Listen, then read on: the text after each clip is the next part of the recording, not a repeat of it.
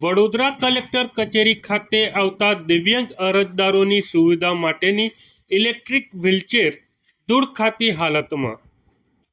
સાંસદ શ્રી કાર્યાલય અને અટલ જનસેવા કેન્દ્રની બાજુમાં જ દિવ્યાંગ અરજદારોની સેવા માટેની ઇલેક્ટ્રિક વ્હીલચેર બદતર હાલતમાં રઝળતા જોવા મળી છે.